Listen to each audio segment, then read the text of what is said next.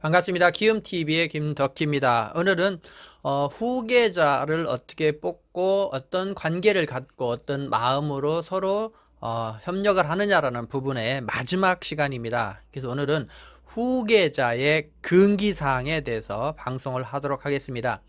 미용실의 제2 경영자, 또 다른 말로는 리틀 CEO가 절대로 하지 말아야 될 금기사항입니다. 자, 그래서 후계자는 하지 말아야 되고 오너는 이것을 체크해야 됩니다. 그래서 두 사람이 상호관계를 돈독히 해야 된다. 첫 번째는 오너와 대항해서 다른 방향으로 자기 부하를 리드하지 않아야 된다.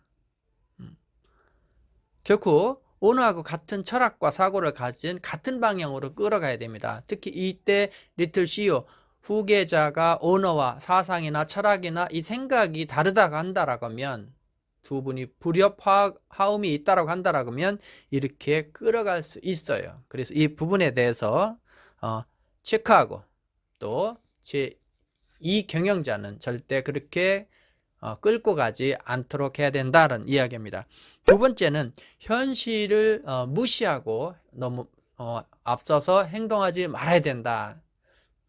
물론 어떤 새로운 창의나 도전이나 이런 부분은 현실에 안주하다 보면 할 수 없는 부분도 있긴 합니다만은 이 오너와 그 2인자의 관계에서는 그렇지 않다라는 거죠. 그래서 서로가 맞춰서 보조를 맞춰서 같이 가야 된다라는 부분입니다. 다시 말하면 합의에 의해서 그런 것들이 행동으로 이루어져야 된다. 세 번째는 오너의 지시와 방침에 무관심한 채 어떤 업무를, 어떤 일을, 계획을 끌고 가지 말아야 된다. 그래서 오너의 지시와 방침에 따라야 된다. 그것은 염두에 두지 않고 자기 생각대로 자꾸 끌어가면 안 된다. 오너에 대한 생각에서 방관하거나 관심을 갖지 않고 자기 생각대로 자꾸 끌고 가면 안 된다. 이러면 결코 그 관계가 오래 갈 수 없고, 또 그것이 간다고 하더라도 그 조직이, 그 기업이 사업적으로 계속적인 성장을 이어가기가 어려울 수 있기 때문에 그렇습니다. 그 다음에 네 번째는 업적, 격리, 내용에 대해서 무관심하지 않을 것. 즉 업적, 성과에 대해서 퍼포먼스, 성과 위주의 어떤 후계자로서의 마음가짐, 그런 행동들을 이어가야 된다는 거죠. 예를 들면 오너가 괜찮아 하더라도 후계자는 그 부분을 책임감 있게 매출 성과를 내도록 한다든지 이런 부분이 중요하다. 특히 또 회계적인 격리적인 부분에 대해서 무관심하거나 방관하면 안 된다. 그런 것을 끊임없이 체크하고 보고하고 이런 부분이 이어져야 된다라는 부분을 말하고 있습니다. 그 다음에 다섯 번째는 오너와의 의사소통 기회를 놓치지 말아야 된다. 어떤 일이 있거나 바쁘거나 그러면 그런 관계들이 멀어지는데, 사람 관계의 특징이잖아요. 자주 만나면 더 많은 이야기를 할 내용거리가 생기고, 안 보면 할 얘기도 없어지는 거죠. 그러다 보면 이 오너와 이 경영자의 관계에서도 마찬가지로 그 정도는 알고 있지 않을까라는 생각으로 서로가 소통되지 않는 거죠. 어떤 면에서는 두 사람은 한 몸처럼 그렇게 같이 생각하고 행동하고 움직여야 그 기업 업체가 성장하고 발전할 수 있다는 거 여러분이 꼭 유념하시기 바랍니다. 자, 그 다음에 별도로 우리가 참고하도록 이 내용을 한번 해보고 싶습니다.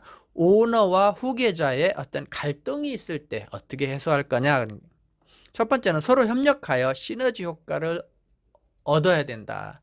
서로 협력해요. 우리가 일반 경영도 마찬가지입니다만 갈등이 생기기 전에 서로가 상호 소통을 통해서 그런 것들을 없애야 돼요.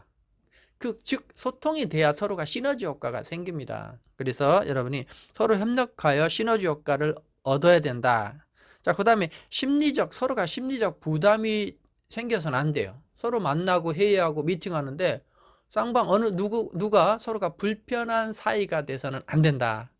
그러면 갈등이 생기기 때문에 그래요. 그 다음에 세 번째는 덤벙대는 사람을 선택하지 말아야 됩니다. 어떤 특히 오너를 보조해서 제2의 후계자, 경영자는 오너가 놓칠 수 있는 부분을 세세하게 컨트롤해주고 관리해주고 체크해주고 보고해줘야 되거든요. 근데 이런 것들을 못하고 덤벙덤벙하면 안 돼요. 그렇다고 해서 오너가 그거를 꼼꼼히 하고 제2 후계자가 덤벙거리면 더 안 됩니다. 그럼 성과가 안 나요. 그래서 덤벙대지 않는 사람을 여러분이 선택해야 된다. 그 다음에 건망증이 심한 사람을 뽑지 말아야 된다. 이건 치매하고는 달라요. 그냥 뭔가를 막 덤벙덤벙하고 요란하기만 하고 다니는데 정리가 안 되는 거죠. 그렇게 건망증이 심한 사람. 그러니까 정리가 안 되니까 깜빡깜빡 잊어버리는 거예요.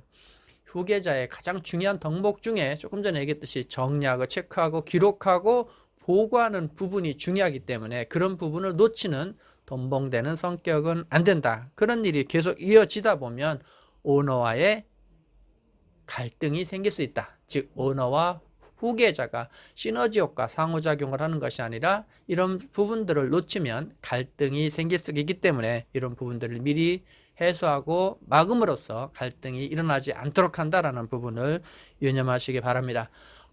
이 후계자에 대한 지금 부분이 조금 일정 규모의 샵에서 좋은 정보입니다만은 그래도 이 분들을 위해서라도 이 방송은 한번 시리즈를 해야 되겠다는 생각으로 제가 진행을 했습니다.